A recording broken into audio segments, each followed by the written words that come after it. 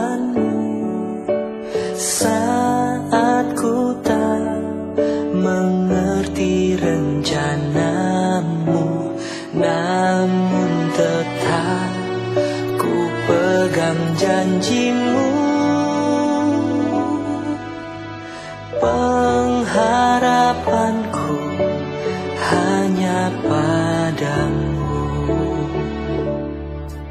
Saat ku tak melihat jalanmu, saat ku tak mengerti rencanamu, namun tetap ku pegang janjimu. Pengharapanku hanya padamu. Hatiku percaya, hatiku percaya,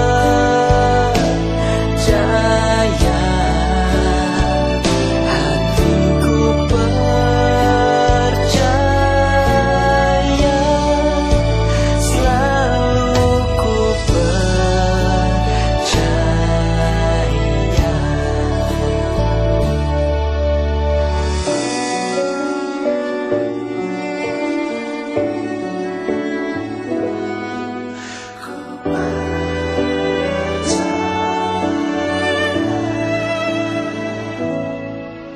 Saat ku tak melihat jalanmu, saat ku tak mengerti rencanamu, namun tetap ku pegang janjimu.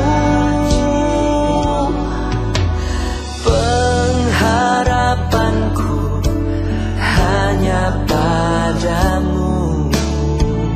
Hatiku percaya,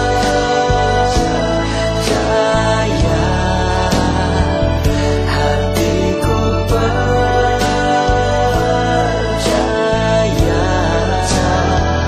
hatiku percaya, selalu ku percaya. Lord, I will trust in you. Lord, I will trust in you. Lord, I will trust in you. My heart will trust in you.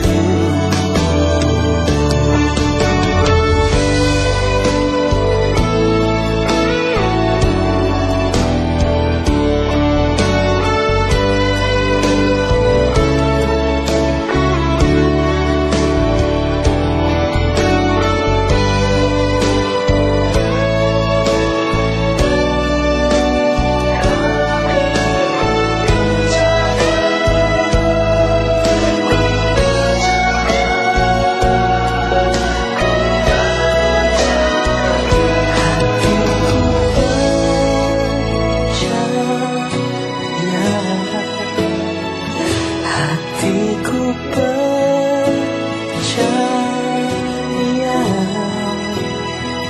hatiku percaya, selalu ku percaya.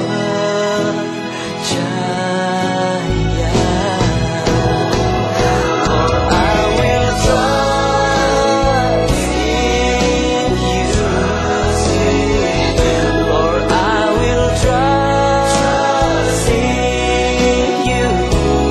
Lord, I will trust in you.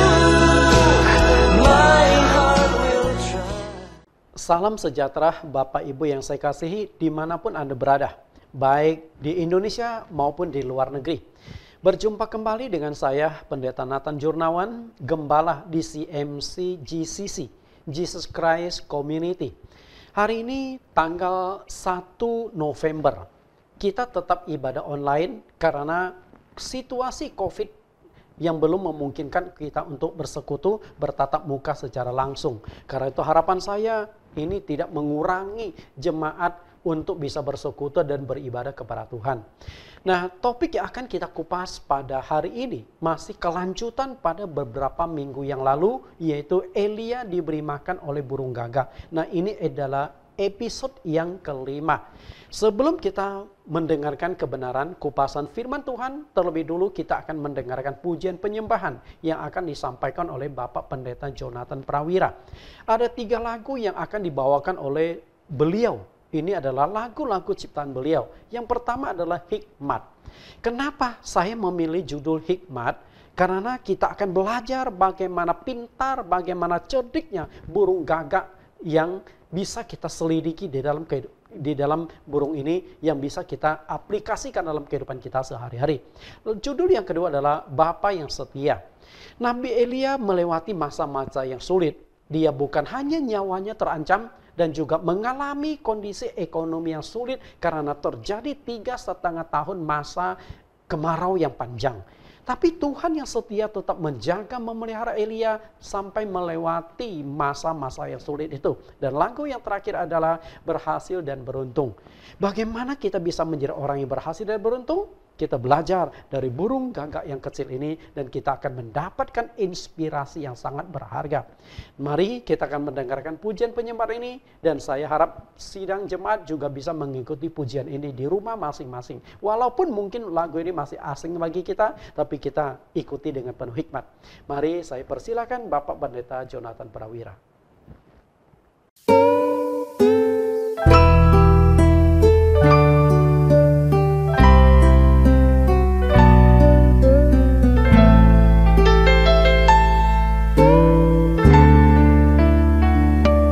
Ya Tuhan, ku bersyukur atas berkat dan mujizat yang telah Kau nyatakan.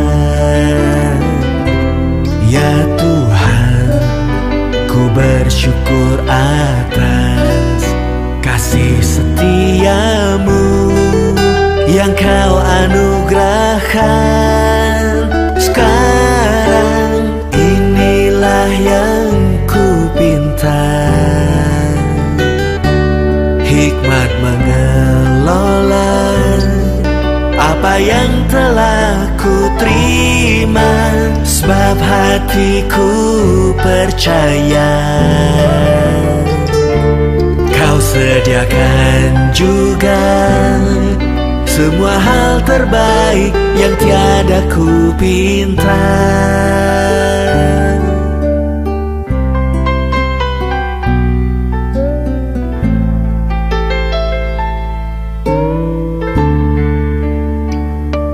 Ya Tuhan, ku bersyukur atas kasih setiamu yang Kau anugerahkan.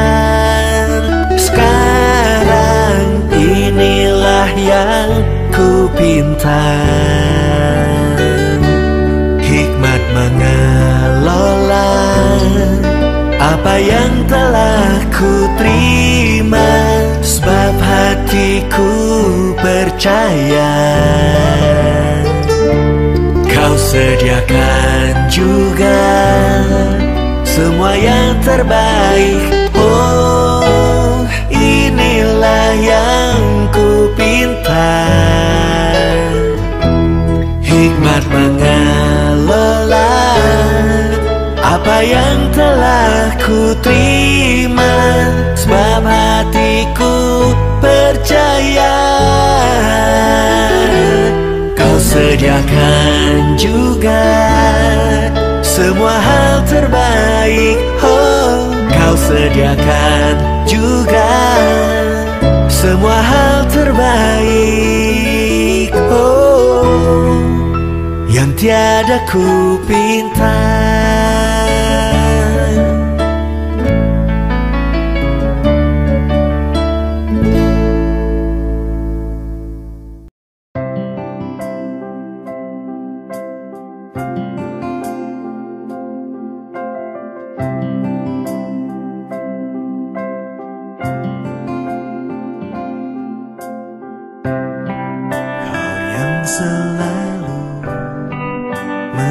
mengasihiku dengan kasih yang kekal. Pengorbananmu membuatku merasa berharga di matamu. Kau yang selalu menyayangiku dengan kasih yang sungguh. Kehadiranmu membuatku mengerti arti kehidupanku. Kau Tuhan adalah Bapa yang setia, tiada sekalipun ku ditinggalkan. Penghiburan yang ku rindukan selalu kau sediakan. Selamanya ku sembah Bapa yang setia, takkan kau biarkan ku terpisahkan. Yesus, kaulah sumber pertolonganku yang dapat ku percaya.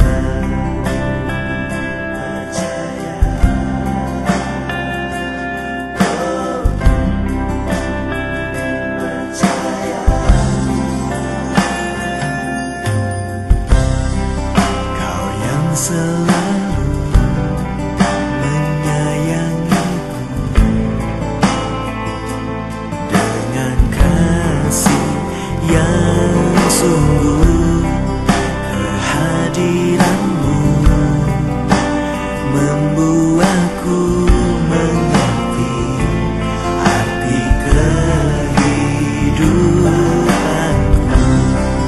Kau Tuhan adalah Bapa yang setia, tiada sekalipun ku ditinggalkan. Penghiburan yang ku rindukan selalu kau sediakan. Selamanya ku sembah Bapa yang setia, takkan kau biarkan ku terpisahkan. Yesus, kaulah sumber pertolonganku yang dapat ku percaya.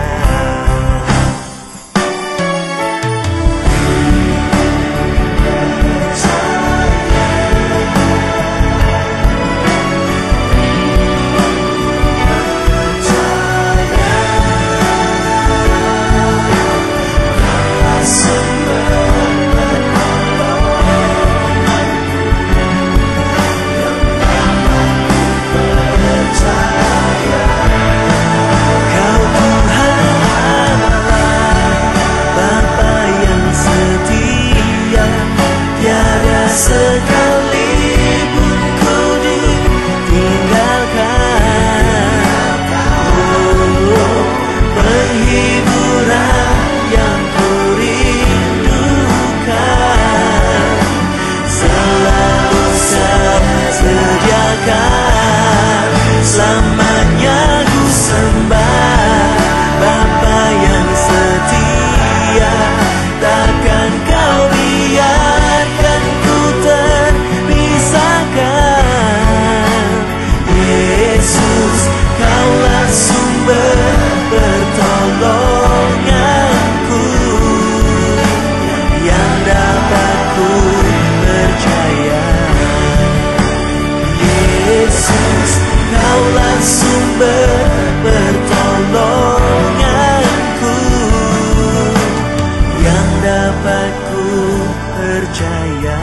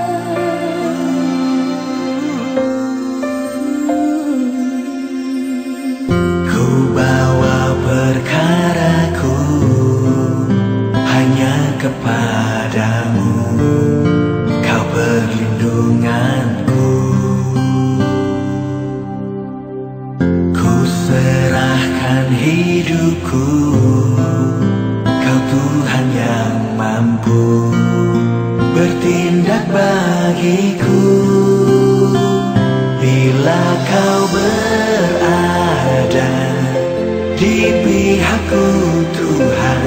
Tiada yang dapat jadi lawanmu bila ku melangkah dalam rencanamu. Ku pasti berhasil dan beruntung. Ku bawa perkaraku hanya kepadamu, kau perlindunganku. Ku serahkan hidupku, kau Tuhan yang mampu bertindak bagiku. Bila kau berada di pihakku Tuhan, tiada yang dapat jadi lawanmu. Bila ku melangkah dalam rencanamu, ku pasti berhasil dan beruntung. Bila kau berada di pihakku,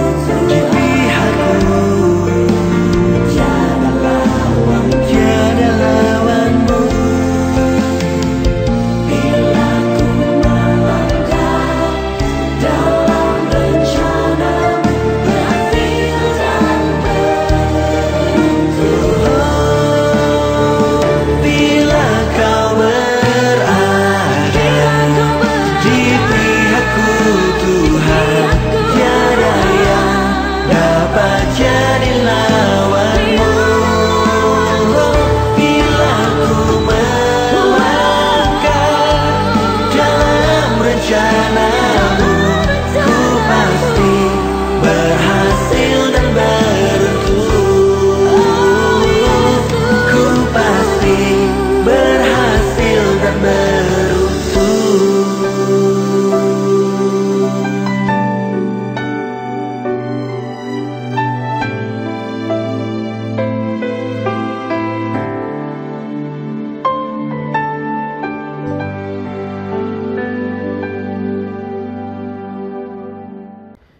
Bapak Ibu, kita sudah mendengarkan pujian penyembahan yang disampaikan, yang dipimpin oleh Pendeta Jonathan Prawira. Saat ini kita akan memasuki firman Tuhan. Kita akan berdoa untuk firman Tuhan. Mari kita tundukkan kepala kita. Segala puji syukur hanya bagi nama-Mu, Tuhan dan Juru Selamat kami yang hidup. Dunia mengalami goncangan, dunia mengalami resesi, tapi kami percaya semua itu ada di dalam pengamatan Engkau. Engkau tahu apapun yang terjadi di muka bumi. Bahkan rambut kami pun terhitung. Berarti ketika rambut satu helai jatuh dari kepala kami, Engkau tahu. Karena itu Engkau tidak mungkin tidak tahu situasi kondisi yang sedang goncang menghadapi virus corona. Namun Engkau biarkan, mungkin Engkau punya rencana, Engkau punya tujuan dan maksud tertentu bagi seluruh penduduk bumi. Karena itulah kami belajar untuk tundukkan diri dan mencari jawaban di dalam kehidupan kami. Dan saat ini kami akan mendengarkan kebenaran firman-Mu yang berkaitan dengan minggu-minggu yang lalu, yaitu Elia diberi makan oleh burung gagak. Buka hati kami, telinga dan mata rohani kami, agar apa yang akan kami terima pada saat ini menuntun kami lebih memahami hikmat, kuasa, keadilan, dan keagungan-Mu. Terima kasih Tuhan, kami siap mendengarkan kebenaran firman-Mu. Di dalam nama Tuhan Yesus Kristus kami berdoa. Amin. Bapak Ibu, lihat kembali judul Elia diberi makan oleh burung gagak, episode yang kelima. Saya akan mengulang sedikit bagian awal karena ini sebagai penyambung supaya topik-topik yang satu dengan lain itu tersambung dengan rapi. Kita akan baca kembali ayat Alkitabnya tentang Elia diberi makan oleh burung gagak di 1 Raja-Raja pasal 17 ayat 1 sampai 9. Ayat pertama, Lalu berkatalah Elia orang Tisbe dari Tisbe Gilead kepada Ahab, demi Tuhan yang hidup Allah Israel yang kulayani, sesungguhnya tidak akan ada embun atau hujan pada tahun-tahun ini kecuali kalau kukatakan. Kemudian datanglah firman Tuhan kepadanya, pergilah dari sini, berangkatlah ke timur dan bersembunyilah di tepi sungai Kerit di sebelah timur sungai Yordan. Engkau dapat minum dari sungai itu dan burung-burung gagak telah kuperintahkan untuk memberi makan engkau di sana. Lalu ia pergi dan ia melakukan seperti firman Tuhan. Ia pergi dan diam di tepi sungai Kerit di sebelah timur sungai Yordan. Pada waktu pagi dan petang burung-burung gagak membawa roti dan daging kepadanya dan ia minum dari sungai itu. Tetapi sesudah beberapa waktu sungai itu menjadi kering dan hujan tiada turun di negeri itu. Maka datanglah firman Tuhan kepada Elia, bersiaplah, pergilah ke Sarfat termasuk wilayah Sidon dan diamlah di sana. Ketahuilah, aku telah memerintahkan seorang janda untuk memberi engkau makan. Ayat ini sudah kita baca berulang kali dan saya yakin mungkin ayat ini sudah melekat di dalam pikiran Bapak Ibu. Okay? Nah, walaupun terdiri dari 9 ayat yang seperti saya katakan beberapa waktu yang lalu, setelah saya gali, makin banyak kebenaran yang muncul yang saya temukan. Dan di topik yang kelima ini kita berbicara Elia diberi makan oleh burung gagak. Pada khotbah saya dari episode 1 sampai 3, saya khusus membahas tentang Elia. Dan di episode yang keempat sampai yang keenam ini, saya khusus membahas tentang burung gagak. Okay. Nah, ini lahir sudah saya berikan pada topik-topik yang lalu. Tapi saya sengaja munculkan kembali agar Bapak pun nyambung bahan ini. Terutama bagi Anda yang pertama kali mengikuti topik pelajaran kami. Elia diberi makan oleh burung gagak. Dari begitu banyaknya jenis burung di dunia ini, mengapa Tuhan memakai burung gagak? Karena kenapa tidak memakai burung tekukur, burung raja wali atau burung merpati? Banyak burung yang bisa dipakai oleh Tuhan, betul? Tapi kenapa Tuhan itu memakai burung gagak? Pasti ada sesuatu yang ingin Tuhan sampaikan kepada kita yang berkaitan dengan peristiwa Elia yang tinggal di tepi sungai Kerit. Okay? Karena itu bisa saja Tuhan pakai burung merpati, betul? Bisa saja Tuhan pakai burung elang atau burung raja wali. Tidak ada yang mustahil bagi Tuhan. Tapi Tuhan tidak pakai jenis-jenis burung yang lain. Padahal ada ratusan ribu jenis burung. Tapi Tuhan pakai burung gagak. Karena ada sesuatu misteri, suatu rahasia yang ingin Tuhan sampaikan yang berkaitan dengan Elia diberi makan oleh burung gagak. Tuhan memberikan pengajaran kepada kita menggunakan berbagai macam binatang.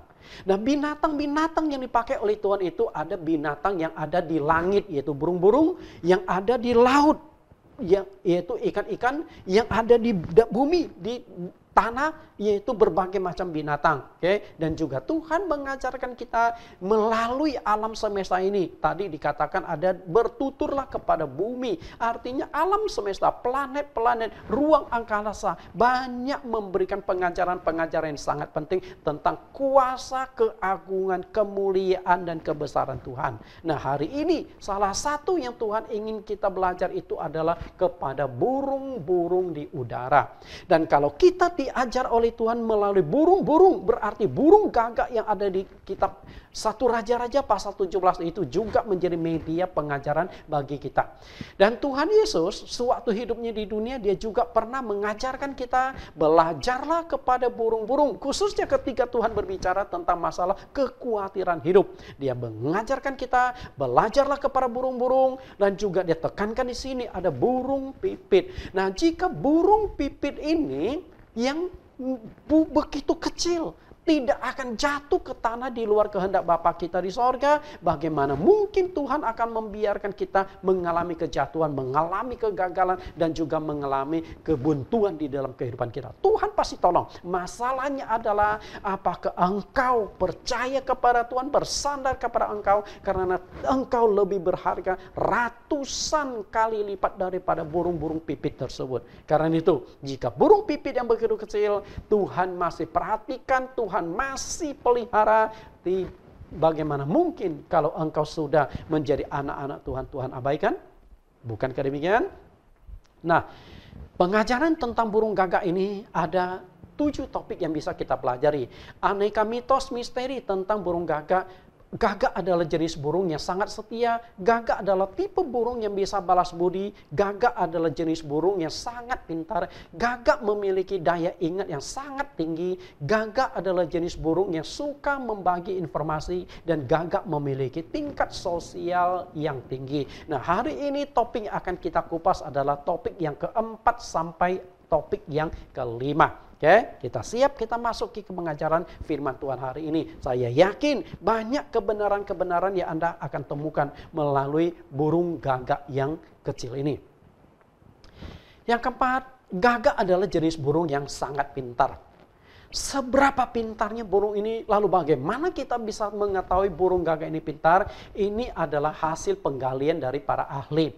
National Geographic sampai menyebut burung ini sebagai Earth Smart Bird atau burung yang terpandai di muka bumi ini. Padahal di muka bumi ini, di udara ini beribu-ribu jenis burung. Tapi para ahli ini mengatakan burung gagak ini merupakan burung yang paling pintar di muka bumi ini. Dan tentunya mereka bisa sampai pada kesimpulan bahwa burung ini merupakan burung yang cerdas. Tentu memakan waktu bertahun-tahun. Bukan asal ngomong. Tapi mereka sudah membuktikan, mereka sudah bandingkan burung jenis satu dengan burung jenis yang lain. Dan mereka akhirnya ambil kesimpulan bahwa gagak adalah jenis burung yang paling cerdas, paling pintar di muka bumi ini. Banyak penelitian telah mendokumentasikan kecerdasan burung gagak. Mulai dari kecakapannya memecahkan teka-teki, menggunakan alat bantu, hingga kemampuannya untuk mengingat wajah manusia, terutama orang-orang yang bisa mengancam dia. Tentunya dia juga bisa mengingat orang-orang yang menolong dia. Nah, di kesempatan lain, dalam sebuah percobaan, para ahli meletakkan sebuah kotak berisi makanan di depan gagak dan spesies burung yang lain. Dites gitu loh. Ini kotak makan untuk burung gagak, ini kotak makanan untuk spesies burung yang lain. Lalu diuji, dites bagaimana kepintaran dari burung gagak dan burung lain untuk bisa mendapatkan makanan tersebut. Ternyata dengan gampang sekali burung gagak mendapatkan makanan, sementara burung jenis lain itu masih bingung untuk bisa mendapatkan makanan, karena makanan itu bukan berarti asal diambil. Tidak. Untuk bisa dapatkan makanan, burung itu harus berpikir, berjuang bagaimana mendapatkan makanan tersebut. Dan gagak lolos. Dan gagak itu memerlukan waktu yang singkat untuk bisa dapatkan makanan itu. Sebuah studi baru tentang burung gagak atau Corvus corax ini menunjukkan seberapa cerdasnya burung ini. Para peneliti menemukan bahwa gagak juga mampu melakukan perencanaan sebagaimana seekor kera atau manusia. Ternyata bukan hanya monyet atau manusia yang bisa buat rencana, tapi gagak juga bisa membuat rencana. Mereka juga bisa melakukan proses barter. Kalau monyet bisa barter ya, manusia kalau barter itu nggak heran lah. Tapi gagak ternyata juga bisa barter. Di Jepang pernah satu kali gagak itu mencuri kartu kredit, lalu dia menukar karcis kereta dengan seorang ibu. Okay? Unik memang. Bagaimana burung bisa lakukan barter dengan manusia. Dan itu ada beberapa video rekamannya. Cuman saya tidak masukkan di sini karena akan terlalu panjang pembahasan kita. Beberapa video penelitian tentang kepintaran gagak saya hanya cuplikan berupa gambar animasi saja. Bapak Ibu kita lihat di sini. Ini burung gagak. Seorang ahli menaruh makanan di dalam sebuah kotak kayu. Dan kotak kayu ini tidak bisa dijangkau oleh burung gagak karena jaraknya cukup jauh. Kemudian apa yang dilakukan oleh burung gagak? Nah, ternyata burung gagak ini kemudian mencari sebuah potongan ranting, lalu dia ambil makanan itu dengan cara dikait-kaitkan. Coba Bapak Ibu lihat bagaimana dia kaitkan makanan itu, dia tarik keluar, oke? Nah, setelah makanan itu dikorek, ditarik keluar sampai dekat pintu, baru dia ambil makanan tersebut dan dia nikmati makanan tersebut. Saya katakan ini burung ini luar biasa pintarnya, oke?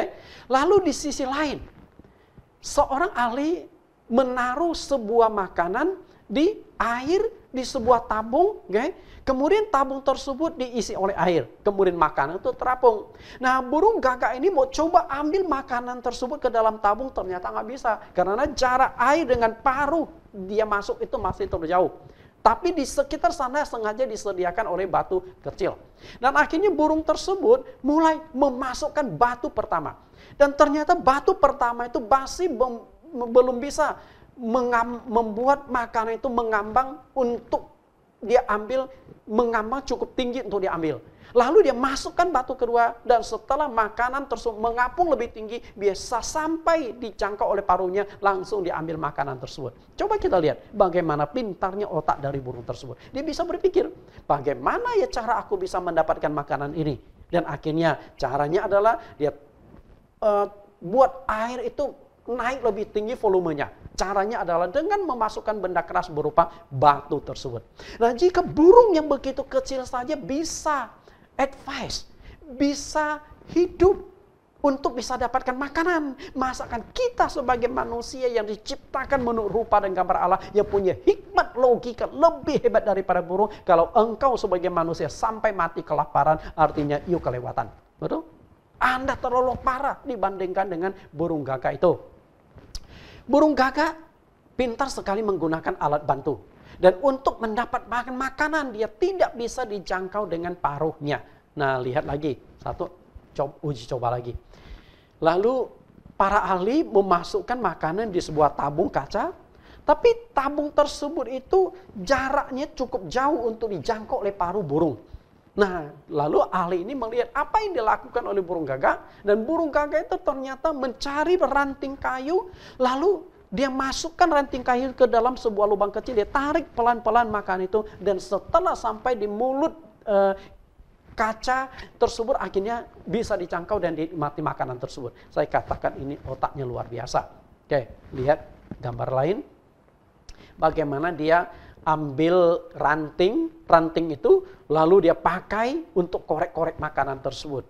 Ini adalah burungnya smart. Ini adalah burung yang memiliki kecerdikan dan burung yang bisa memecahkan persoalan yang menurut kita gampang, tapi menurut burung tentu ini merupakan hal yang rumit. Salah satu wujud kepintaran burung gagak adalah mampu menggunakan logika mereka untuk menyelesaikan masalah yang lumayan rumit. Perhatikan gambar seberapa rumit.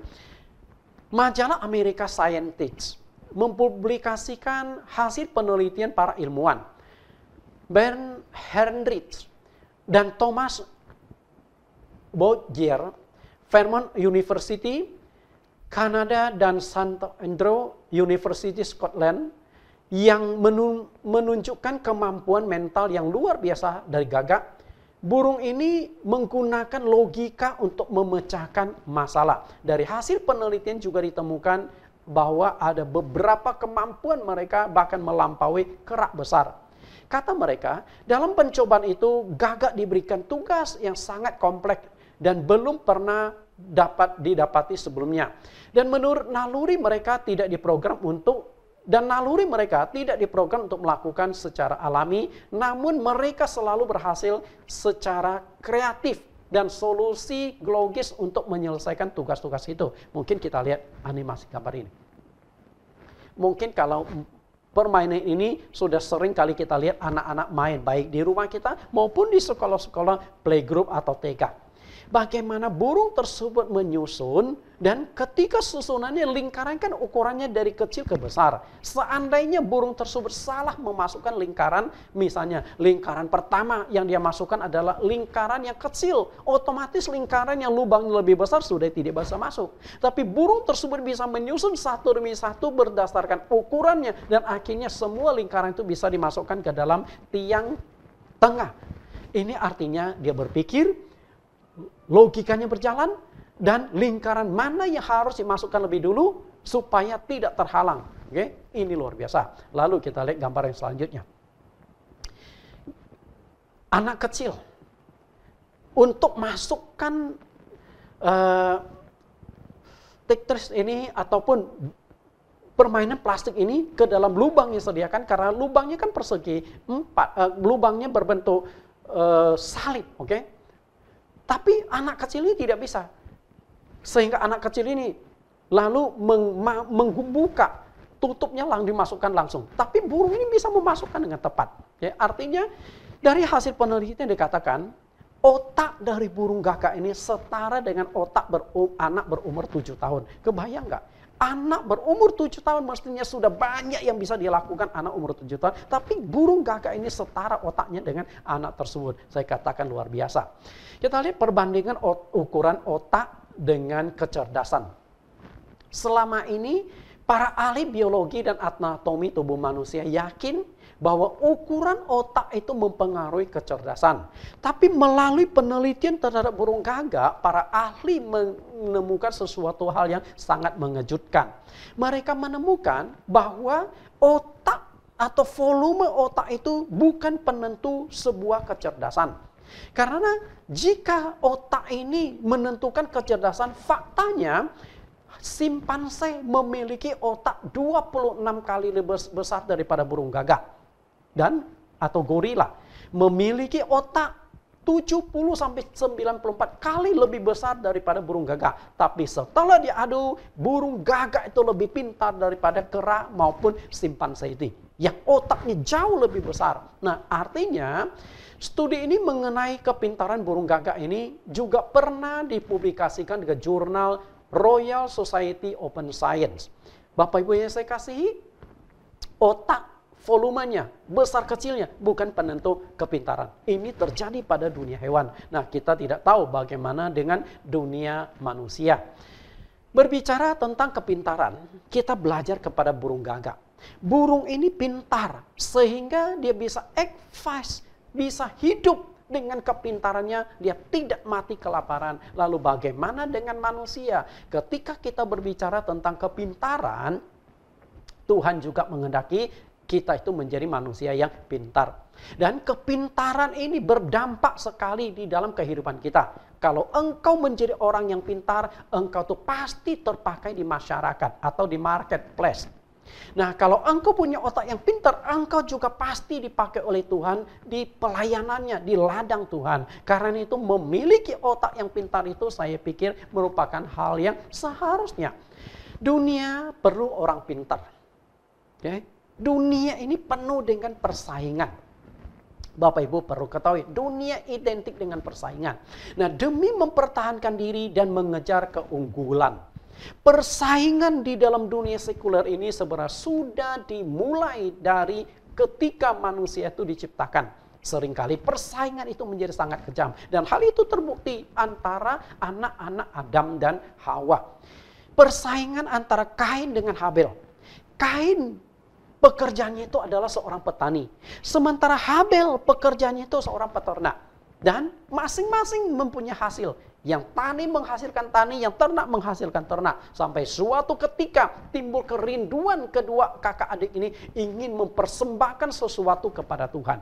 Kain mempersembahkan hasil pertanian, Habel mempersembahkan hasil ternaknya. Dan apa yang terjadi? Ternyata persembahan Habel inilah yang diterima oleh Tuhan. Dan akhirnya Kain yang melihat bahwa persembahan adiknya itu yang diterima oleh Tuhan, dia panas hati. Kenapa? Inilah semacam persaingan. Padahal persaingan untuk mendapatkan perhatian Tuhan. Ini persaingan di bidang popularitas. Persaingan di dunia supaya dikenal. Ini saja Bapak Ibu. Belum persaingan hasil loh. Kalau hasil tani daripada Kain dengan Habel itu dipersaingkan lagi, pasti akan konflik lagi. Bapak Ibu yang saya kasih, inilah persaingan. Karena itu dari nenek moyang kita, generasi pertama, anak Adam dan Hawa sudah ada persaingan. Maka tidak heran dunia penuh dengan persaingan. Karena dunia penuh dengan persaingan, engkau tidak berusaha memacu dirimu, engkau akan digilas oleh persaingan itu. Engkau akan hancur. Sementara orang pintar naik terus, engkau akan turun terus. Karena semakin hari semakin banyak orang yang pintar. Dulu orang yang lulus S1 dianggap orang hebat, orang pintar. Dan mereka dapatkan kesempatan kerja. Lalu dengan berjalan waktu S1, lalu ada S2, S3. Zaman sekarang S1 itu sudah nggak ada nilainya. Karena terlalu banyak orang yang lulus S1 dan tidak memiliki lapangan pekerjaan. Bayangkan, hari ini kalau engkau tidak mengejar S2, tidak mengejar S3, engkau akan ketinggalan. Karena itulah kepintaran merupakan satu perjuangan.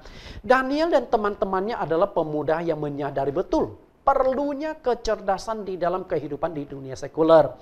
Karena itu begitu ada kesempatan belajar, mereka benar-benar memanfaatkan untuk mengejar pengetahuan. Kita lihat apa yang dilakukan oleh Nabi Daniel dan lain teman-temannya. Daniel pasal 1 ayat 3. Lalu raja bertitah kepada Aspenas, kepala istananya, untuk membawa beberapa orang Israel yang berasal dari keturunan raja dan dari kaum bangsawan. Ya, ini orang-orang muda yang tidak ada suatu celah, yang berperawakan baik, yang memahami berbagai-bagai hikmat berpengetahuan banyak, dan yang mempunyai pengertian tentang ilmu. Ya, ini orang-orang yang cakap untuk bekerja dalam istana raja, supaya mereka diajarkan tulisan dan bahasa orang Kasdim. Perhatikan di sini, Raja Nebukadnezar yang sudah menghancurkan kota Yerusalem, sudah menghancurkan atau sudah menaklukkan bangsa Israel. Lalu dia menawan banyak sekali anak-anak keturunan bangsawan dan anak-anak keturunan raja. Tapi tidak semua orang dipilih untuk kerja di sana. Tapi dia pilih orang-orang pintar, orang-orang yang memiliki banyak pengetahuan, orang yang berhikmat. Nah, setelah itu dibawa ke Babel, tinggal diajarkan bahasa tulisan Kasdim. Kenapa? Supaya pengetahuan, hikmat, kepintaran mereka itu bisa dipakai di Babel. Karena mereka kan awalnya tidak bisa bahasa Babel atau bahasa orang Kasdim. Mungkin mereka menguasai bahasa Israel. Lalu mereka diajar bahasa. Sedangkan keterampilan, hikmat, pengertian mereka sudah miliki. Artinya kepintaran itu tetap terpakai di dalam dunia apapun. Kita lihat yang dilakukan oleh teman-teman Daniel. Dan raja menetapkan bagi mereka pelabur setiap hari dari santapan raja dan anggur yang biasa diminumnya. Mereka harus dididik selama 3 tahun. Dan sesudah itu mereka harus bekerja pada raja. Di antara mereka itu ada juga beberapa orang Yehuda, yaitu Daniel, Hananya, Misael, dan Azaria. 3 tahun mereka tuh harus kuasai dengan baik bahasa orang Kasdim. Itu tidak gampang loh Bapak Ibu. Tentu mereka mati-matian belajar, mati-matian berjuang. Karena untuk menguasai sebuah bahasa tidak semudah yang kita bayangkan. Otak itu harus punya kemampuan menghafal. Dan ketika masa pendidikan berakhir, mereka diadu dengan orang-orang pintar yang ada di Babel. Dan ternyata otak mereka tuh 10 kali lebih cerdas daripada orang-orang pintar yang ada di Babel. Kebayang nggak? 10 kali lebih cerdas dari orang-orang pintar. Daniel 1:18. Setelah lewat waktu yang ditetapkan raja bahwa mereka sekalian harus dibawa menghadap, maka dibawalah mereka oleh pemimpin pegawai istana itu ke hadapan Nebukadnezar. Raja bercakap-cakap dengan mereka, dan di antara mereka sekalian itu tidak didapati orang setara dengan Daniel, Hananya, Misael, dan Azaria. Maka bekerjalah mereka itu pada raja. Perhatikan, di antara orang-orang pintar di Babel, tidak ada yang setara dengan keempat pemuda ini. Artinya keempat pemuda ini memiliki kecerdasan yang luar biasa. Berapa tingkat kecerdasannya? Di ayat 20 dikatakan, dalam setiap hal yang memerlukan kebijaksanaan dan pengertian yang ditanyakan raja kepada mereka, didapati bahwa mereka 10 kali lebih cerdas daripada semua orang berilmu. Dan semua ahli jampi dan di seluruh kerajaannya. Bayangkan Bapak Ibu, 10 kali lebih cerdas, lebih pintar daripada orang-orang lain. Artinya mereka ini orang-orang yang luar biasa, super cerdas otak mereka. Maka tidak heran 4 pemuda ini dipakai di negara lain, dipakai di kerajaan lain. Bapak Ibu, terutama Daniel.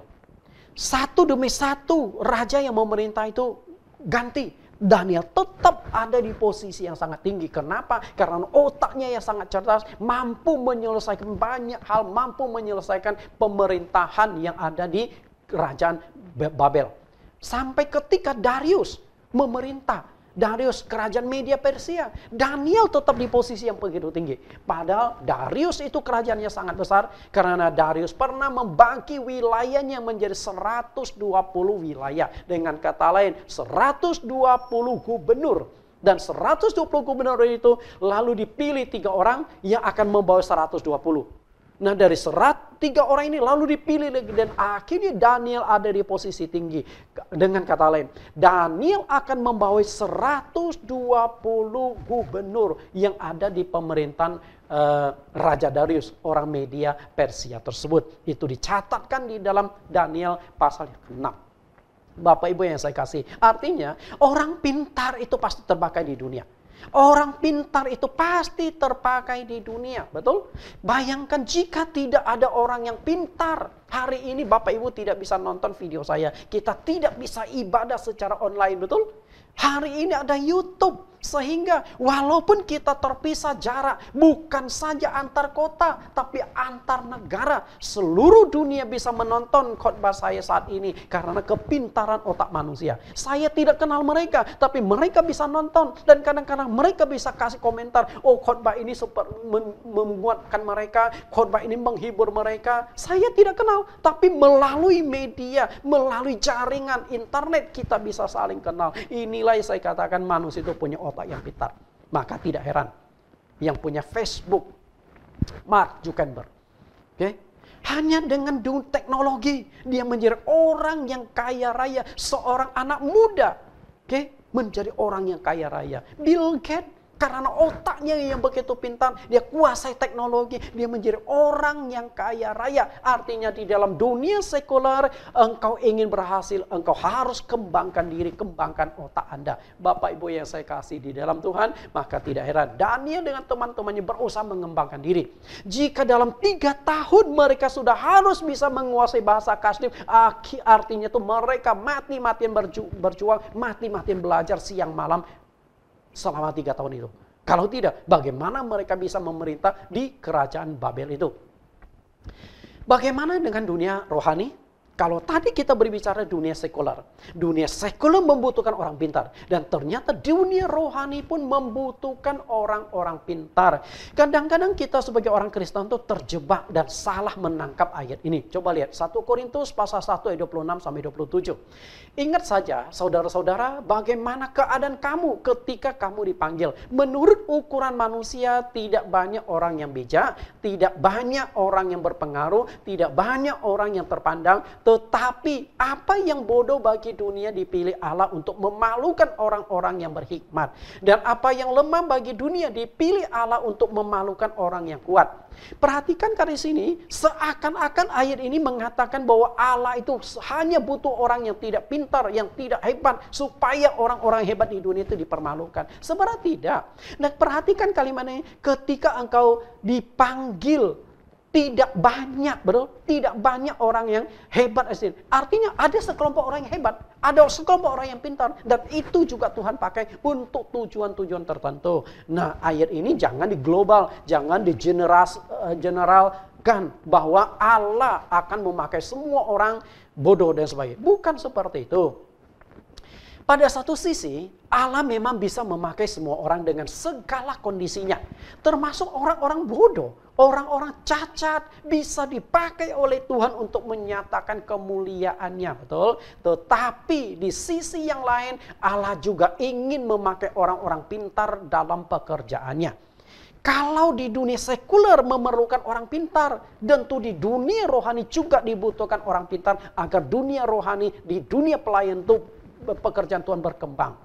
Pertama kali Allah menciptakan Adam, Allah itu sudah menciptakan otak Adam itu super cerdas. Karena diciptakan bukan hanya menurut rupa dan gambar Allah, tapi memang sudah diciptakan otak yang cerdas. Saya ingin katakan, otak Adam itu tidak kalah dengan komputer. Coba kita buktikan, Apa yang ada di dalam benak Anda ketika Adam itu ditugaskan oleh Allah memberi nama kepada semua makhluk hidup? Coba Anda bayangkan.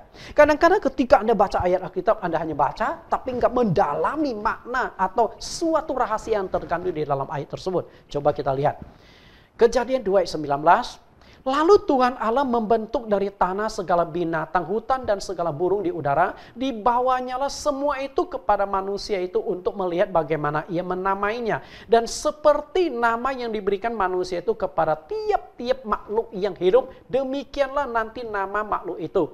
Manusia itu memberi nama kepada segala ternak, kepada burung-burung di udara, dan kepada segala binatang hutan. Tetapi baginya sendiri ia tidak menjumpai penolong yang sepadan dengan dia. Perhatikan yang saya cetak cetak merah dan diberikan garis bawah. Adam memberi nama kepada semua makhluk, termasuk burung-burung, dan saya percaya burung gagak itu juga awalnya nama yang diberikan oleh Adam, betul? Karena ketika di zaman Nuh sudah melepaskan burung gagak dan Nuh ini menyebut sebagai burung gagak, itu pasti nama itu diberikan oleh Adam kepada burung tersebut. Dan bagaimana situasi kondisinya? Setelah membaca ayat di Kejadian pasal 2 ayat 19-20, saya menyadari bahwa otak Adam ini sungguh-sungguh luar biasa cerdas dan dia memiliki daya ingat yang menakjubkan. Kenapa saya katakan demikian? Coba Anda renungkan. Adam harus menyiapkan ratusan juta nama binatang. Sanggup gak? Ratusan juta nama. Biasa orang tua menyiapkan nama anak saja susah. Cari satu nama bingung. Setahun loh. Ketika istri mengandung, lalu mulai siapkan. Anak ini mau kasih nama apa ya? Maka gak heran. Ganti nama. Saya punya seorang teman. Ini pendeta lagi. Okay? Nah, satu kali dia berpikir, saya ingin kasih nama anak saya agak unik. Tapi ada di Alkitab. Tapi nama apa? Kalau nama Paulus, Petrus, Yohanes itu sudah umum. Terlalu banyak sudah pasaran. Saya ingin kasih nama anak saya itu yang unik. Lalu dia setelah berpikir, dia cari ayat Alkitab. Dan dia temukan satu nama. Namanya apa? Anda tahu? Etan. Ya, Etan. Dia pikir, wah ini nama bagus nih. Oke. Nah yaudah, nama anak itu waktu lahir Etan. Ini benar cerita, orangnya masih ada, teman pelayanan saya. Ya sudah, tapi dia nggak berpikir resikonya. Setelah itu anaknya mulai bertumbuh, lalu masuk SD. Ternyata anak itu agak nakal. Ya. Dari kata Etan, karena nakal, akhirnya guru seringkali pelesetkan Edan. Okay? Dasar anak Edan, dari kata Etan jadi Edan. Kan nggak enak, betul? Nah, anak itu kemudian mulai bertumbuh semakin nakal. Dari kata Edan, akhirnya dari Etan jadi setan. Nah, ini kan nggak enak, anak pendeta dipanggil setan. Betul? Kenapa? Karena sembarangan kasih nama ke anak. Coba nggak berpikir jangka panjang. Karena itulah Adam memberi nama kepada semua makhluk hidup. Dia harus siapkan jutaan nama. Sanggup nggak otak Anda menampung jutaan? Siapkan nama. Saya katakan luar biasa. Kalau di hari ini kan kalau Anda ke toko buku, Anda bisa menemukan buku nama makin hari makin tebal. Lebih tebal dari Alkitab. Di dalamnya ada ratusan nama. Itu baru ratusan sudah tebal gini. Kalau jutaan nama saya pikir buku nama itu harus setebal ini. Itu semua ada di otak Adam. Betul? Lalu selain menyiapkan nama, lalu Adam harus menghafal dengan otaknya semua jenis binatang dan semua nama yang sudah dia sebutkan. Misalnya, datang nih seekor kucing, namamu kucing. Nah, setelah itu ada hewan lain, setelah ada ratusan ribu hewan, datang lagi, namamu kucing. Padahal kucing itu sudah dia sebutkan, betul? Nah, artinya, supaya nama hewan tidak double, dia harus ingat satu demi satu nama itu. Saya katakan otak Adam itu luar biasa. Artinya, Allah itu menciptakan manusia itu pintar. Allah itu menghendaki manusia itu jadi makhluk yang pintar. Kemudian Adam juga harus mengerti binatang apa, ciri khasnya apa, lalu namanya cocok itu apa. Jadi bukan berarti datang hewan langsung namamu ini. Bukan absen Bapak Ibu. Tapi dia harus lihat binatang ini cocoknya namanya apa. Ciri khasnya apa. Oke? Karena itu saya katakan otak Adam itu luar biasa. Cuman sayang setelah jatuh dalam dosa, kehilangan kemuliaan Allah. Sehingga kemungkinan kemampuan otak manusia juga menurun. Itulah kehilangan kemuliaan Tuhan. Di dalam Alkitab banyak tokoh-tokoh yang cerdas dipakai Allah untuk tugas khusus. Nah, kita tidak bisa sebutkan satu persatu karena keterbatasan waktu. Nah, salah satu orang cerdas yang dipilih dipakai Tuhan secara ajaib itu adalah Rasul Paulus. Otak Saulus juga otaknya sangat pintar. Festus, gubernur Raja Romawi pun mengakui kecerdasan otak dari Rasul Paulus. Kita lihat ayatnya. Bagaimana cerdasnya dia. Kisah Rasul pasal 26 ayat 24-25. Sementara Paulus mengemukakan semuanya itu untuk mempertanggungjawabkan pekerjaannya. Berkatalah Festus dengan suara keras, "Engkau gila Paulus, ilmumu yang banyak itu membuat engkau gila." Tetapi Paulus menjawab, "Aku tidak gila Festus yang mulia, aku mengatakan kebenaran dengan pikiran yang sehat." Perhatikan apa yang dikatakan oleh Festus, gubernur Romawi saat itu. "Engkau gila Paulus, ilmu kamu, isi otakmu yang penuh dengan ilmu ini membuat engkau jadi gila." Tapi dengan santai Paulus berkata, "Aku nggak gila, aku hanya ungkapkan fakta." Artinya di dalam otak Paulus itu Anda tahu nggak, seperti mesin komputer. Semuanya dia tahu. Sehingga ketika dia jelaskan banyak hal yang tidak terpikirkan oleh Festus, dia sampai terbengong-bengong. Gila ini Paulus, otaknya luar biasa. Ya, artinya otak Paulus ini bukan otak sembarangan. Nah, dengan otaknya yang begitu cerdas inilah akhirnya Paulus bisa menulis kitab suci paling banyak di seluruh Alkitab. Coba Anda lihat. 40 penulis kitab suci. Dan satu-satunya yang berada di posisi puncak penulis kitab suci terbanyak adalah Paulus. Ada 13 kitab yang dia tulis di dalam Perjanjian Baru. Jika kitab suci yang ditulis Paulus Anda comot keluar dari perjanjian baru jadi tipis. Hari ini perjanjian baru lumayan tebal karena ada sumbangsi dari Paulus. Dan sumbangsi Paulus karena dia menulis tentu berdasarkan otaknya yang cerdas tersebut. Artinya apa? Tuhan tetap membutuhkan orang yang cerdas. Tuhan tetap membutuhkan orang yang pintar di dalam pelayanannya. Banyak tokoh-tokoh yang pintar dipakai oleh Tuhan. Mereka juga mengenyam pendidikan. Ada Musa, selain Nabi Daniel, ada juga gubernur. Ada juga seorang yang menjadi bupati, Nehemia, seorang bupati. Kemudian Musa, macam-macam tokoh itu dipakai oleh Tuhan karena kepintaran otak-otak mereka.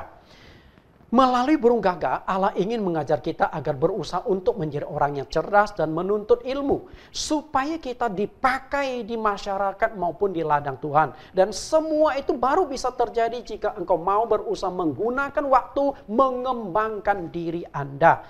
Sehingga Paulus memberikan nasihat kepada anak didiknya, yaitu Timotius. 1 Timotius 4 ayat 12. Jangan seorang pun menganggap engkau rendah karena engkau muda. Oke, perhatikan, engkau boleh muda, tapi engkau harus tunjukkan kemampuanmu, tunjukkan bobotmu.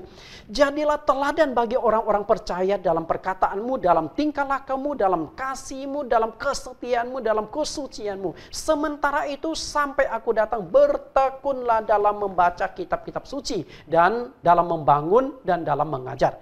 Kita lihat, Paulus ingin agar anak muda ini, walaupun umurnya masih muda, tapi bisa dihargai karena kemampuannya, karena otaknya. Bagaimana mengembangkan otaknya? Banyak baca firman Tuhan, karena firman Tuhan bisa memberikan hikmat kepada kita, memberikan pengetahuan kepada kita.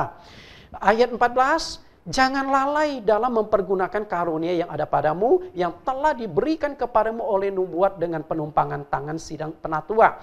Perhatikanlah semuanya itu, hiduplah di dalamnya, supaya kemajuanmu nyata kepada semua orang. Saya suka kalimat yang terakhir, kemajuanmu nyata kepada semua orang. Artinya, engkau harus mengembangkan diri, engkau harus kembangkan potensimu, engkau harus belajar supaya engkau menjadi orang yang pintar.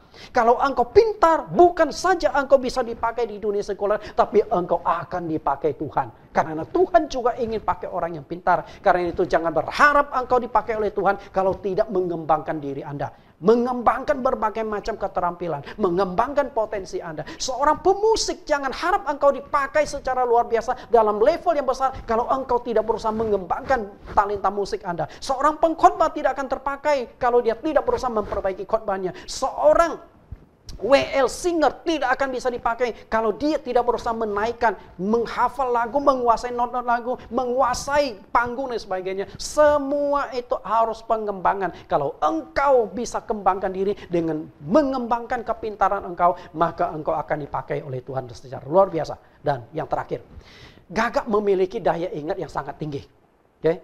Jadi tadi saya sudah jelaskan bahwa gagak ini burung yang sangat pintar. Dan dengan kepintarannya burung gagak ini memiliki kemampuan untuk mengingat. Dari mana diketahui bahwa burung gagak ini memiliki daya ingat yang tinggi? Penelitian mengenai ingatan burung gagak yang kuat terhadap manusia atau binatang lain yang bisa membahayakan nyawa itu pernah ditemukan dalam sebuah riset yang dipimpin oleh John Mark Sweet dari Universitas Washington di Seattle, Amerika Serikat. Kita lihat yang mengejutkan dari penelitian itu ditemukan bahwa gagak itu bisa mengingat wajah seseorang 7 tahun lamanya. Lihat muka gagak ini yang kayaknya lagi marah itu. Ya, saya tidak tahu siapa yang buat dia marah. 7 tahun. Padahal umur hidup burung gagak itu kisaran 15 tahun. Artinya separuh dari masa hidupnya itu dia bisa ingat kalau engkau menyakiti dia. Ini daya ingat, tentu ini daya ingat dari sisi negatif ya, tapi kita ambil daya ingatnya Bapak Ibu. Penelitian itu dimulai dengan seorang yang rutin membawa makanan untuk sekelompok burung gagak di dalam sebuah area. Jadi dalam uji coba itu, di tempat yang banyak ditinggali oleh burung gagak, seorang itu sering membawa makanan, antar makanan kepada burung gagak. Nah setelah itu lalu pada waktu tertentu diganti dengan seorang. Nah orang yang satu ini padahal sebenarnya orang ini juga dimainkan oleh orang yang sama. Cuman caranya adalah memakai topeng. Anda perhatikan Bapak Ibu. Setelah itu ganti orang bertopeng ini membawa seekor burung mayat. Membawa seekor mayat burung gagak.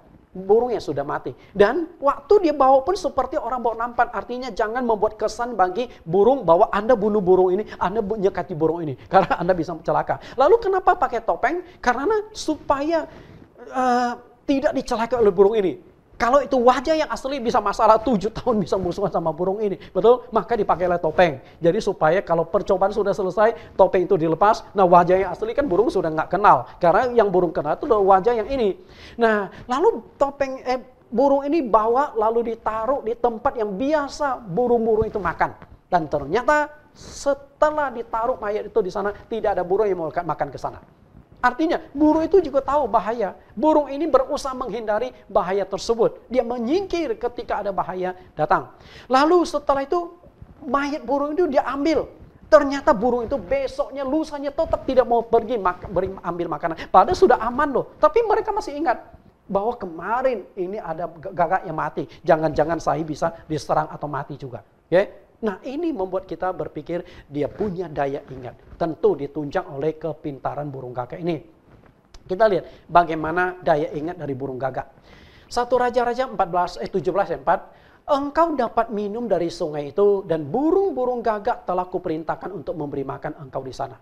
Apa yang Bapak Ibu tangkap di sini? Yang perlu kita tangkap adalah burung gagak itu ingat di mana harus ambil daging dan di mana dia harus antar daging. Nangkap nggak? Itu dibutuhkanlah daya ingat. Karena jika dia ambil daging, lupa di mana lokasinya. Ini kan konyol Bapak Ibu. Sementara Nabi Elia sedang menunggu makanan, kok makanan nggak datang-datang ya. Nah, saya punya teman. Kalau untuk urusan ingat jalan, itu paling payah. Saya ajak dia ke satu lokasi. Kalau tidak sampai 10 kali, ajak dia tunjukkan ini jalannya, nggak hafal-hafal. Bersyukurlah hari ini kita sangat terbantu dengan adanya yang namanya Google Map, betul? Google Map. Nah, dengan ada Google Map kita dituntun ke jalan yang akan kita tuju. Saya tidak pernah ke Surabaya, tapi dengan menyalakan Google Map saya akan dituntun ke lokasi yang tepat. Tapi dulu kan nggak ada Google Map. Dan kembali lagi Google Map kan hasil ciptaan manusia, betul? Bayangkan dari atas langit kita bisa dipantau. Kita bisa dituntun ke lokasi. Dari sini kita setting. Misalnya saya mau ke Surabaya, ke jalan ini. Dan alamat dari Google Map itu sudah difokuskan. Lalu kita bisa dituntun sampai ke sana. Luar biasa. Ke depan, pesawat komersil. Ada rencana tidak pakai pilot lagi. Itu model seperti Google Map. Jadi ketika pesawat itu dinyalakan, kemudian pesawat itu bisa naik sendiri, lalu turun sendiri, dikendalikan dengan teknologi manusia. Itu kepintaran manusia. Tinggal titiknya di mana pesawat akan turun, lalu jarak berapa dia sudah harus melandai sebagainya. Nah ini semua sudah diatur dengan teknologi. Itu hasil otak manusia. Jadi Bapak Ibu, Daya ingat. Lalu daya ingat yang selanjutnya, ayat yang ke-6. Pada waktu pagi dan petang, burung-burung gagak membawa roti dan daging kepadanya, dan ia makan minum dari sungai itu. Tadi saya katakan daya ingat lokasi. Nah sekarang daya ingat waktu. Artinya setiap pagi dan juga setiap petang dia harus membawa roti. Kalau burung itu tidak ingat waktu, kebayang nggak Bapak Ibu? Kadang-kadang kita main handphone, lupa waktu, betul? Ketika lagi pacaran, lupa waktu, sudah tengah malam belum pulang, betul? Nah, terutama Anda yang lagi pacaran tuh, betul? Tapi burung yang begitu kecil selalu ingat waktu. Timingnya dia pegang dengan baik. Kalau tidak, saya percaya 1 tahun lebih Elia telat makan melulu penyakit mah muncul. Tapi luar biasanya burung gagak bisa on time. Selalu ingat waktu. Jam sekian aku harus antar makanan, jam sekian aku harus ambil makanan. Luar biasa. Dan sehari 2 kali itu rutin. 1 tahun lebih dia antar makan burung kepada Elia. Inilah burung yang bisa mengingat. Melalui burung gagak, Allah ingin kita belajar. Jika burung yang kecil saja bisa mempunyai daya ingat yang begitu kuat, seharusnya manusia itu memiliki daya ingat yang lebih baik daripada burung-burung. Khususnya ingat akan kebenaran firman Tuhan. Bukan tanpa alasan Raja Daud itu menyuruh kita merenungkan firman Tuhan itu siang dan malam. Yang dicatatkan di Mazmur pasal 1 ayat 1-3. Renungkan firman Tuhan siang malam. Untuk apa? Supaya firman Tuhan itu tertanam di otak Anda gitu loh. Anda ingat selalu. Maka di sini dikatakan tidak duduk dalam kumpulan pencemooh. Artinya jangan buang waktu dengan orang-orang yang ngerumpi, yang omong kosong, yang tidak ada harganya. Tapi gunakan waktu belajar firman Tuhan, merenungkan firman Tuhan itu siang dan malam. Artinya firman Tuhan Anda tanamkan di dalam otak, lama-lama akan melekat. Saya dikaruniakan oleh Tuhan banyak hafal ayat Alkitab. Itu karunia Tuhan. Satu sisi karunia Tuhan, tapi sisi lain saya juga hafal. Okay? Buka ayat. Jika 1 ayat 10 kali saya buka, setidaknya lumayan melekat di otak kita. Betul? Nah itu dia. Jadi kalau Anda hafal memang susah. Tapi kalau sudah sering kali buka, maka lama-lama akan melekat di dalam pikiran Anda ayat-ayat Alkitab itu. Mazmur 119 ayat 9. Dengan apakah seorang muda mempertahankan kelakuannya bersih? Dengan menjaganya sesuai dengan firman-Mu. Dengan segenap hatiku aku mencari Engkau, janganlah biarkan aku menyimpang dari perintah-perintah-Mu. Nah, Raja Daud itu menekankan bahwa firman Tuhan itu adalah pelita dan bagi kakinya, terang bagi jalannya.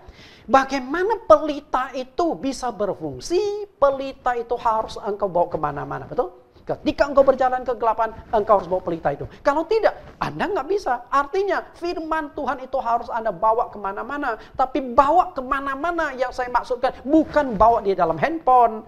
Kan sekarang handphone diisi dengan ayat Alkitab, betul? Tapi begitu handphone ketinggalan, firman Tuhan ketinggalan di sana. Tapi firman Tuhan harus tanamkan di dalam pikiran Anda sebanyak mungkin. Makin banyak ayat yang tertanam, maka engkau bawa firman itu kemana-mana. Ketika engkau berjalan di dalam kegelapan, firman itu akan ingatkan engkau supaya engkau bertindak hati-hati sesuai dengan kebenaran firman Tuhan. Mazmur 119 ayat 16, Aku akan bergemar dalam ketetapan-ketetapan-Mu. Firman-Mu itu tidak akan kulupakan. Perhatikan kata Daud, firman-Mu tidak akan kulupakan. Kalau zaman dulu lebih susah Bapak Ibu. Jelas benar-benar firman Tuhan dihafal. Karena nggak mungkin bawa kitab. Okay? Bagaimana itu kitab perkamen. Okay? Tulisan pakai lembaran papirus. Satu kitab yang kita cetak hari ini lewat mesin tipis. Tapi mereka tuh bisa tebal demikian. Nggak bisa dibawa kemana-mana. Satu-satunya adalah dengan dihafal. Ayat 20, hancur jiwaku karena rindu kepada hukum-hukum-Mu setiap waktu. Perhatikan, setiap waktu. Artinya merenungkan firman Tuhan, dia masukkan ke dalam otaknya supaya dia selalu ingat akan kebenaran firman Tuhan. Perlu kita ketahui, anak-anak Yahudi Ketika mereka berusia 12 tahun, mereka itu seringkali disebut sebagai anak-anak Taurat. Kenapa disebut anak-anak Taurat? Karena di usia 12 tahun itu anak-anak Yahudi sudah harus hafal dan menguasai kitab Taurat. Dan itu juga dialami oleh Tuhan Yesus. Karena dia adalah orang Ibrani, Yesus adalah keturunan Yahudi. Dia juga dari kecil sama seperti orang Yahudi umumnya. Saya yakin Yusuf dan Maria juga mengajarkan kepada Yesus untuk dari kecil belajar firman. Lihat Lukas 2 ayat 42. Ketika Yesus telah berumur 12 tahun, pergilah mereka ke Yerusalem seperti yang lazim pada hari raya itu. Inilah anak Taurat. Dia pergi ke Bait Allah, dan di Bait Allah dia bersoal jawab dengan para imam-imam. Kita lihat ayat 47. Dan semua orang yang mendengarkan dia sangat heran akan kecerdasannya dan segala jawab yang diberikannya. Kita lihat. Yesus punya otak, ternyata otak Tuhan Yesus juga luar biasa, cerdas.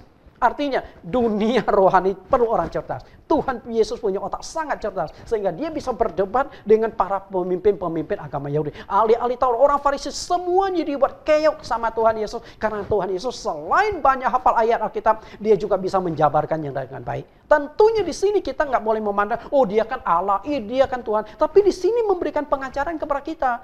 Kita pun bisa. Burung gagak aja bisa memiliki daya ingat. Masa kita tidak bisa belajar akan hal itu? Nah, orang tua Yahudi ini sudah mulai tanamkan firman kepada anak-anak mereka secara ketat dan kontinu sejak anak mereka masih kecil. Seberapa ketat dan kontinu kita perhatikan apa yang ditulis oleh Nabi Musa di dalam Ulangan pasal 6 ayat 6 sampai 9. Apa yang kuperintahkan kepadamu pada hari ini haruslah engkau perhatikan. Haruslah engkau mengajarkannya berulang-ulang kepada anak-anakmu. Perhatikan kata berulang-ulang. Jadi bukan satu kali, berulang kali. Oke? Dan membicarakannya apabila engkau duduk di rumahmu, apabila engkau sedang dalam perjalanan, apabila engkau berbaring, apabila engkau bangun. Boleh dikatakan ayat yang ke-7, kalau dipraktekkan zaman hari ini, anak-anak kita langsung kos. Tahu nggak? Kalau ayat 7 kita praktekkan, ketika anak makan kita kasih firman. Ketika anak nonton TV kita kasih firman. Ketika dia mau mandi kita kasih firman. Saya percaya anak-anak kita ramai-ramai kos nggak mau dekat orang tuanya. Tapi dulu nggak begitu. Mereka benar-benar dididik. Mereka benar-benar ikut firman. Oke? Anak zaman dulu beda dengan sekarang. Ayat 8. Haruslah engkau juga mengikatkannya pada tangan kananmu. Haruslah juga menjadi lambang di dahimu. Dan haruslah engkau menuliskannya pada tiang pintu rumahmu dan pada pintu gerbangmu. Saya nggak kebayang deh. Rumah orang kaya Yahudi itu seperti apa. Pasti seluruh rumah itu ukiran ayat-ayat Alkitab. Ini ayat Taurat, itu ayat Taurat. Karena apa? Supaya anaknya itu selalu hafal. Saya yakin setelah dipasang ayat-ayat itu 1 tahun, nah tahun depan diganti lagi ayat yang baru. Sampai otak anak-anak itu mengingat. Karena itu, mengingat firman Tuhan itu kehendak Tuhan. Bapak Ibu yang saya kasihi, kita sudah belajar kepada burung gagak. Burung ini sangat-sangat cerdas dan juga burung ini memiliki daya ingat yang sangat tinggi. Supaya kita juga akhirnya belajar menjadi orang yang cerdas. Kecerdasan tidak akan ada pada dirimu kalau engkau tidak berusaha mengembangkan diri. Rajin pangkal pandai. Oke? Kita ingat, rajin pangkal pandai. Kalau engkau rajin, maka engkau menjadi orang yang pintar, orang yang pandai. Dan berusahalah mengingat kebenaran firman Tuhan. Semoga kebenaran ini menuntun kita lebih dekat pada Tuhan. Kita memperoleh pengajaran sangat berharga dari burung gagak. Tuhan Yesus berkati. Kita tundukkan kepala kita. Segala puji syukur dan hormat hanya bagi nama-Mu Tuhan dan Juru Selamat kami yang hidup. Hari ini kami belajar di tanggal 1 November 2020. 2 poin kelebihan dari burung gagak. Burung gagak adalah burung yang sangat cerdas. Burung gagak adalah burung yang memiliki kemampuan untuk mengingat. Dan kedua poin ini sudah kami aplikasikan di dalam kehidupan kami. Kami butuh menjadi orang yang pintar, yang cerdas. agar kami dipakai di dunia sekuler dan juga kami dipakai di ladang pelayanan-Mu.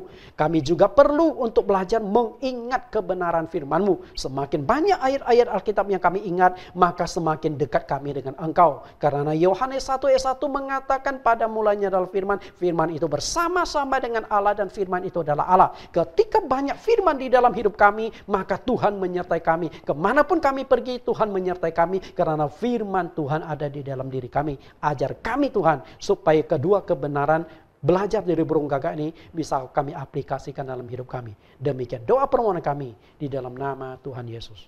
Amin. Bapak Ibu, kita akan mendengarkan pengumuman dan doa penutup, doa syafaat yang akan disampaikan oleh Bapak Pendeta Michael. Mari silakan Pak Michael. Shalom, selamat siang semua para jemaat CMC JCC yang kami kasihi. Kami ingin mengucapkan terima kasih kepada Bapak Reverend Pendeta Nathan yang telah memberikan khotbah dengan tema Elia diberi makan burung gagak. Bersama ini kami ada beberapa pengumuman. 1. Telah dibuka pendaftaran baptisan air angkatan 21 yang akan diadakan pada pertengahan November 2020. Bagi calon baptisan akan diberikan katesisasi via Zoom sebanyak 5 kali pertemuan. 2. Berhubungan dengan kegiatan kunjungan atau visitasi ke rumah jemaat belum bisa dijalankan, maka bagi jemaat yang punya masalah dan kesulitan dan membutuhkan konsultasi dengan Bapak Gembala, dapat menghubungi nomor beliau secara pribadi di 0856 9495 3333. Mini siri khotbah yang biasa ditayangkan di tengah minggu setiap Rabu untuk topik penyakit menurut Alkitab yang terdiri dari 7 episode telah selesai ditayang. Bagi Bapak dan Ibu yang belum sempat menonton atau belum lengkap dan memiliki isi dari episode 1-7, bisa mengunjungi link YouTube Jesus Christ Community dan dicari topiknya yaitu penyakit menurut Alkitab. 4. Kelas pengajaran Alkitab Zoom Sabtu depan tanggal 7 November 2020 jam 19 sampai 21 malam akan membahas tema baru yakni mengenal Allah yang benar yang terdiri dari 6 subtema. 5. Kelas pengajaran via Zoom dengan tema Allah Tritunggal versus Allah Esa yang setiap Senin diadakan dari jam 19 sampai 21. Pelajaran ini berlangsung untuk 10 kali pertemuan. Topik pelajaran tanggal 2 September 2020 dengan tema 5 kesalahan. Untuk topik pelajaran tanggal 2 November 2020 dengan tema kelima, apakah Yahweh itu Allah? Untuk informasi silakan menghubungi Ketua Kelas Bapak Pendeta Tony Hartanto di 0813 8863 3968. Kita masuk dalam doa untuk hari Minggu ini. Ya Allah Bapa yang Maha Kuasa, yang kami kenal dengan nama Tuhan Yesus Kristus, segala hormat puji syukur kemuliaan bagimu Bapa. Terima kasih atas semua berkat marifat yang Kau telah berikan pada kami. Kami mohon Kau selalu memberkati gereja kami, CMC JCC dan semua pengurus dan juga jemaat yang ada Tuhan, agar semuanya diberkati dan dijauhi dari semua mara bahaya dan sakit penyakit.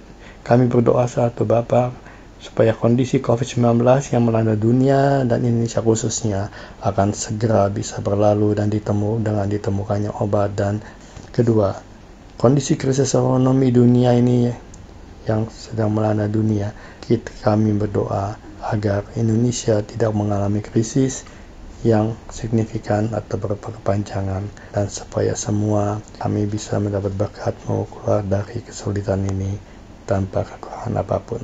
Kita juga berdoa khususnya kepada pemerintah Republik Indonesia yang dipimpin oleh Bapak Presiden Jokowi, agar diberi hikmat dan kebijaksanaan, terutama dalam menangani demonstrasi penolakan Undang-Undang Omnibus Law dan juga dalam proses untuk mendapatkan vaksin atau obat untuk COVID-19.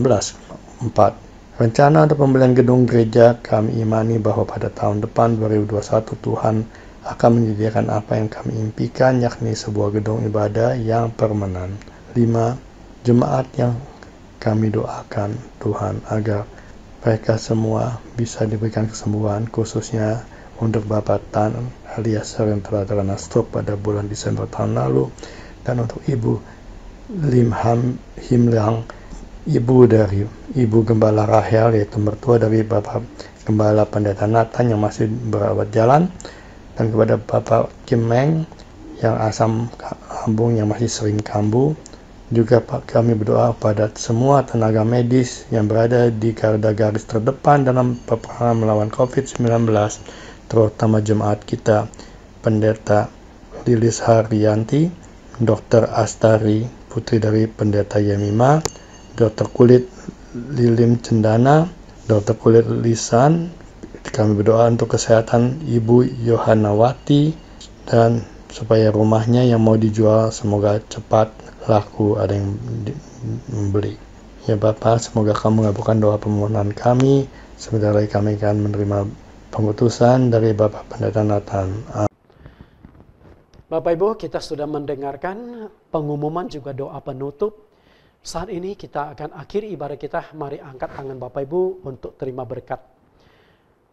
Segala puji syukur, hormat, kemuliaan hanya bagi Tuhan kita, Juru Selamat yang hidup, yang bertata di sorga. Dan dari sorga Ia akan menurunkan segala berkat yang terbaik untuk Anda. Segala kemuliaan akan dilimpahkan di dalam hidup Anda. Maka Dia akan memberikan berkat yang terbaik, baik kekayaan, kesehatan, perlindungan, sukacita, damai sejahtera. Semua berkat-berkat itu akan dilimpahkan ketika Tuhan ada di dalam hidupmu. Firman Tuhan turun ke dalam dirimu.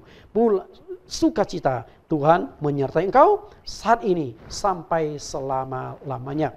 Kita naikkan pujian bagian ref, kurenungkan firman-Mu.